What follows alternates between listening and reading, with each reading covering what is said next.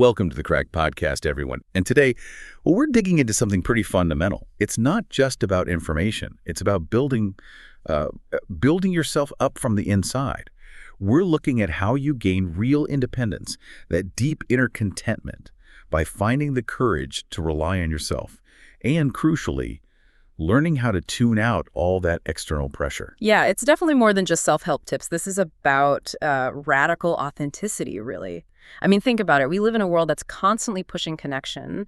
Social validation feels almost like required. So choosing to be autonomous, daring to do things alone, that's actually a pretty bold move these days. It demands, like you said, building some serious internal architecture. Exactly. Internal architecture. I like that. And our source material for this dies. It's very focused. We're pulling 5 key insights from the book, The Power of People Who Dare to Do Things Alone. This isn't just theory, though. It feels more like a practical guide, helping you live authentically without society's expectations dragging you down. Right. And what's really interesting is how the sources frame it.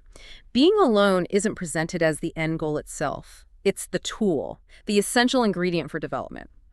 So we're looking at these 5 principles kind of laid out in sequence that are meant to take you from fear and planning right into action and acceptance. Okay, so our mission today is to distill that core philosophy for you, give you a shortcut to understanding this whole idea of self-development and courage. Let's jump right in, because it all starts with something that sounds simple, but can be really challenging, embracing solitude willingly. Exactly. That's the starting block for independence. You absolutely have to tackle that basic, often really uncomfortable fear of just being by yourself. All right, so principle number 1. The book argues, basically, if you want to do things alone, you first have to be comfortable being alone. Yeah. Simple on surface, right? But that fear of solitude, it's deep-seated for a lot of people. It gets tangled up with feeling rejected or like being alone is some kind of social failure. That's the key distinction we need to make up front, the difference between loneliness and solitude. Loneliness feels like a lack, right? Like you're missing connection, and it often pushes you to seek distraction or validation from others. Solitude, though, is different. It's a choice. The material makes it clear people who can handle solitude aren't necessarily hermits or friendless. They prioritize listening to their own inner voice. Okay, so if you make that choice, if you choose solitude, Yeah. what's the payoff? What does it actually give you beyond just quiet? It gives you self-acquaintance. You really can't hear your own thoughts, your values, what you genuinely want if you're constantly reacting to everything outside you. The noise of the office, family stuff, social media, all that comparison. Solitude creates the space to step back from that, from needing others to kind of define you. So it's less about taking a break and more like mental housekeeping. If you're always leaning on others for decisions, or even just to feel okay, you never really grow that self-sufficiency muscle. Precisely. Solitude fuels growth, yeah, but its main job here is forging that self-sufficiency. When you choose to operate alone, you have to make the calls. If you're always defaulting to someone else, you never learn to steer your own ship. The person who uses solitude well, they'll listen to others, gather info, sure. But when the big decisions come, they carve out that time for themselves. The final processing happens internally. Right, so it's not about shutting people out completely. It's more like being an efficient processor. You take in the external data, but the analysis happens alone, away from the immediate chaos. And that's where the practical advice comes in. You don't need to run off to a cabin in the woods. The idea is to weave what the book calls me time into your regular life. Maybe it's a specific day, or maybe, more realistically for most people, just small pockets of time each day. Okay, practicality. How small are we talking? Is it like turning off your phone for 10 minutes, going for a walk without headphones? It could be exactly that. Finding those quiet moments to focus inward. Cutting out the digital noise is a good start. But the material also throws down a bit of a challenge, a dare, a practical way to flex that independence muscle. Dare to go places alone. Don't wait for friends or family or a partner for every single activity. Okay, now that feels like the real test for some people. Going to dinner alone or a movie, people worry, what will others think? Like, it signals you have no friends. But tying this back to independence, what does taking that solo action actually do for you? It does what you said earlier. It starts to untether your happiness from other people's presence. When you deliberately go to dinner alone or whatever it is, you're proving to yourself in a pretty low-stakes way that your experience, your enjoyment, it doesn't depend on someone else being there. These small acts of independence, the self-reflection time, it's like an incubator. Yeah. You test your self-sufficiency bit by bit, and that builds the confidence, that internal architecture, for the bigger stuff later on. Okay, so Learning to sit with yourself, process your own stuff, make small solo choices. That gives you the foundation to handle the next big hurdle, dealing with the outside world without needing everyone's approval. Exactly. Once you started to tune into your own voice, establish that internal decision maker, the next unavoidable challenge is, well, all the noise from everyone else.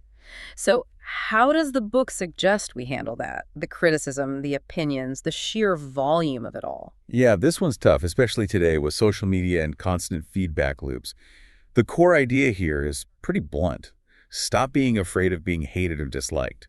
And crucially, let go of the expectation that everyone has to approve of what you're doing.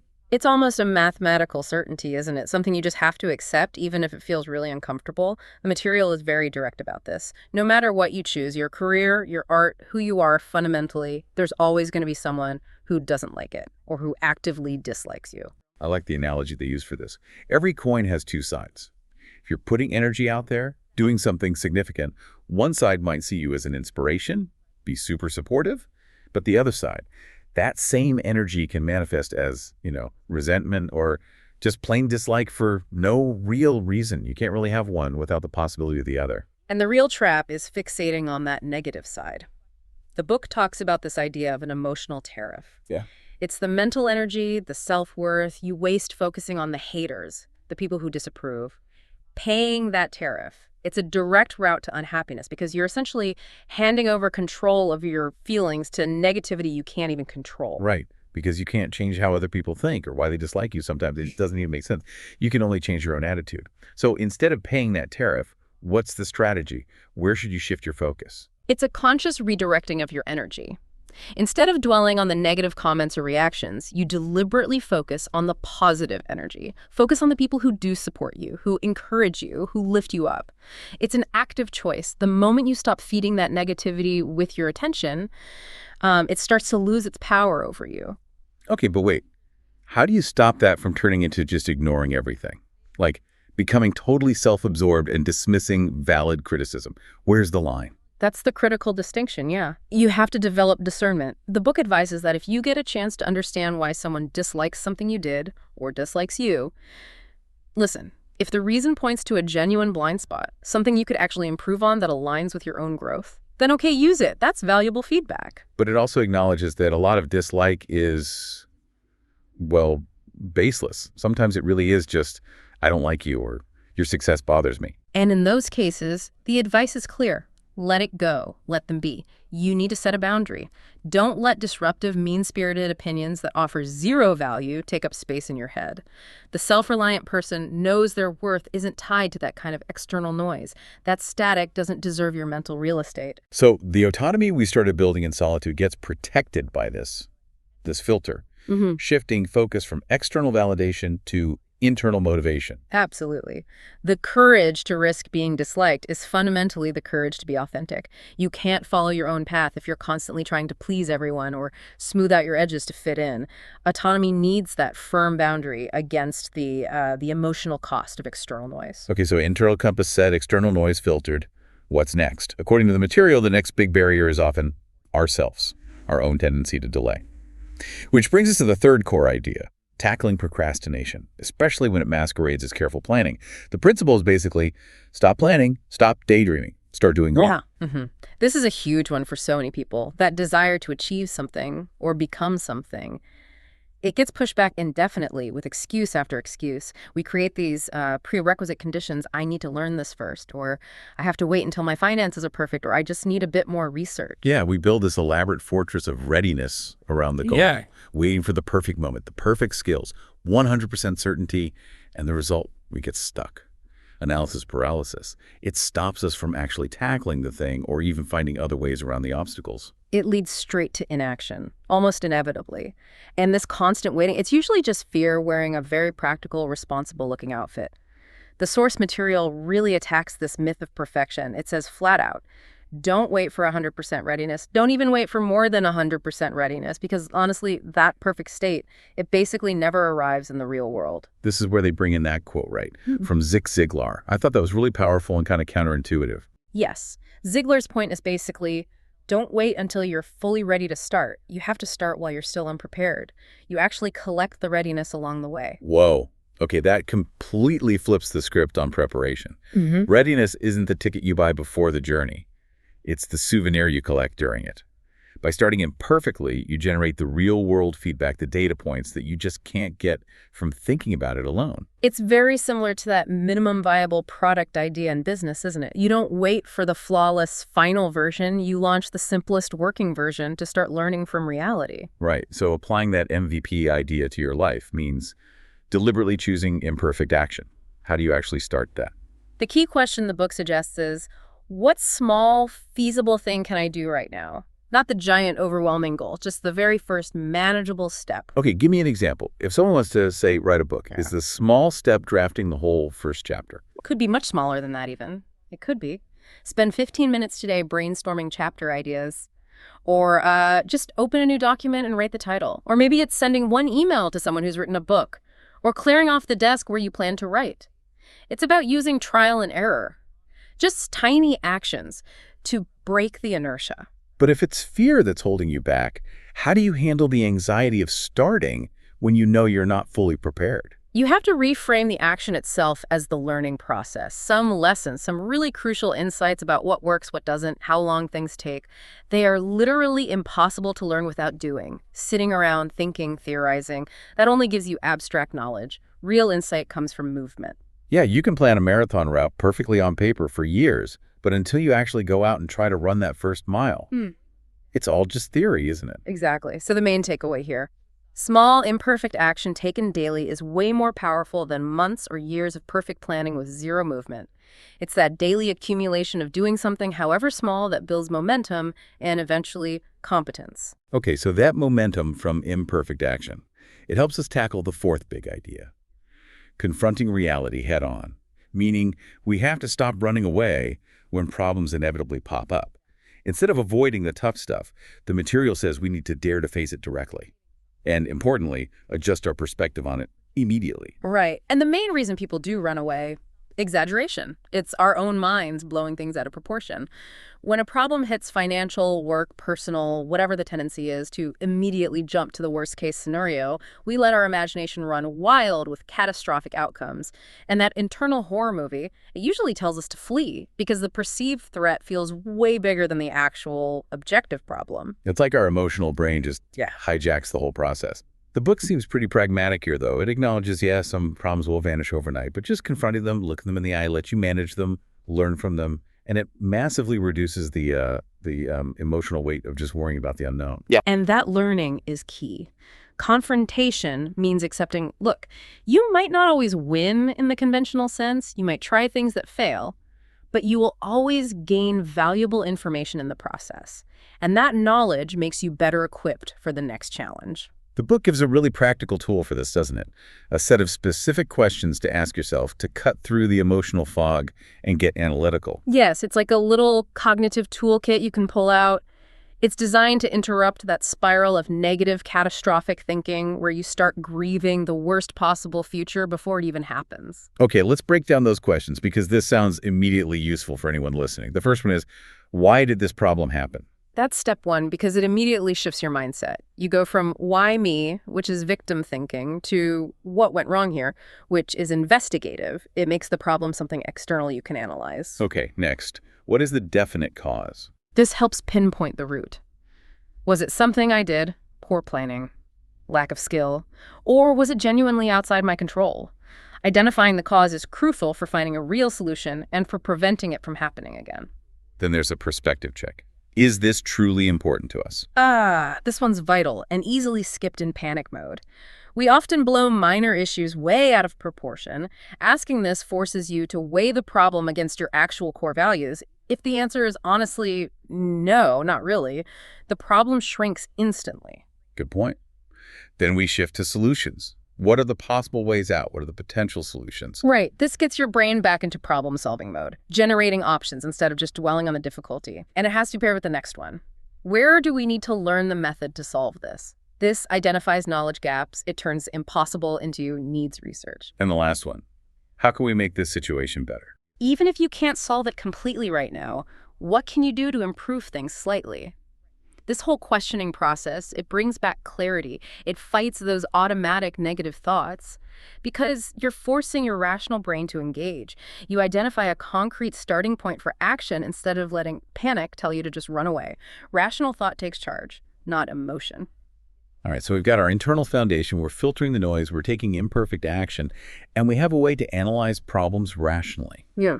This leads us to the fifth, and maybe the toughest principle, really embracing growth by overcoming our deep, instinctual fear of change itself. Yeah, this one cuts deep because it bumps up against basic human wiring. We naturally fear uncertainty. Our brains evolved to see the unpredictable as dangerous. For our ancestors, the familiar cave, even if it was damp and drafty, felt safer than venturing into the unknown forest where predators might lurk. So that evolutionary hangover means we cling to the familiar, even when it's not serving us anymore. We prioritize known discomfort over the potential rewards of unknown change.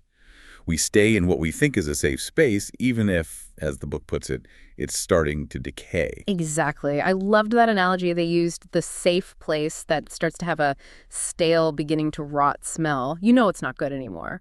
But you rationalize staying. You list all its old advantages. You choose the familiar decay because the alternative, the unknown, feels just too scary. So if we recognize that decay in our own lives, a job, a relationship, maybe just a habit that's holding us back when it's truly time for change, the advice is you have to accept it, welcome it even, because the only alternative is, well, staying in the rot. And here's the paradox you have to consciously embrace.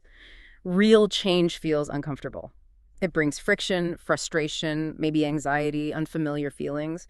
But the material insists, and this is crucial, that discomfort is actually a good sign. It's physiological proof that change is happening. You've left the stale comfort zone. You're challenging those old survival patterns. You have to kind of reframe that anxiety as activation energy. That makes sense. Because if you think about it, whether you stay stuck or you choose change, the future is still unknown, right? You can never predict exactly how things will turn out either way. Realizing that kind of undermines the whole safety argument for staying put. Precisely. That's the moment you reclaim your agency. If you want new things in your life, different experiences, more happiness, new skills, you have to dare to do new things. You have to consciously decide to stop letting fear call the shots and, as the book says, just dip a toe into those areas where you feel that friction, that urge for something different. So what does dipping a toe look like in practice for someone trying to be more autonomous? It means taking courageous action that aligns with your internal compass, regardless of what others might think. Maybe it's finally pursuing that small, secret passion project you've always dismissed as silly. Maybe it's consciously deciding not to do what everyone else is doing. Or pursuing something vital for your own well-being, even if it's unpopular. It's choosing personal meaning over social acceptance. Okay, but let's be real. What if you take that courageous step, you dip your toe in, and it goes badly? You choose change and you fall flat on your face. Doesn't that just reinforce the fear? Make you want to retreat back to the stale cave? That's the test, isn't it? But the book argues no, it reinforces something else. Resilience. The self-reliant approach is try it, see what happens. Whether the result is objectively good or bad, it's still your learning experience, earned through your action. The key is how you handle the outcome. Dealing with the results, good or bad, actually drains the fear of change. You learn, okay, that didn't work as planned, but I survived. I can adjust. That builds genuine inner strength. So that ability to act, learn, adjust, that's the real source of inner contentment. It's not about everything going perfectly. It's about knowing you're the one steering, making choices, learning from mistakes, and charting your own course instead of just drifting along based on comfort or fear. Hashtag MedHead Outro, Power. Wow, okay, we've really covered some ground today, mapping out this path to self-reliance based on the power of people who dare to do things alone. It really is like a 5-step journey to autonomy. Yeah, step 1, embrace solitude. Use it to know yourself, hear your own voice, and practice making choices independently. Step 2, filter that external noise. Stop paying the emotional tariff on negativity. Focus on support, discard the baseless stuff, protect your authentic path. 3, stop just planning, start doing. Take small, imperfect actions now. Remember, readiness is built along the way, not before you start. 4, face problems like an analyst, not a victim. Use those questions to cut through the emotion, find the root cause, and identify a starting point for action. And 5, learn to embrace change. Reframe the discomfort as a sign of growth. Accept that uncertainty is part of life, and action is always better than letting things decay. So the ultimate power here seems to be about accepting and trusting yourself, right? Focusing on your own internal state and seeing mistakes not as failures, but just part of the learning curve on the way to genuine autonomy. Absolutely. And that leaves us with maybe one final thought for you, the listener, to chew on. We've talked a lot about daring to act when things feel uncertain, given that we can't know the future, but we do know that stagnation can be toxic. Where in your life right now might that feeling of discomfort, that friction, that unease, where might that actually be the most reliable signal that it's time to make a move, time to challenge your comfort zone despite the risks? Definitely something to think about. Thanks for joining us on The Deep Dive. We'll catch you next time.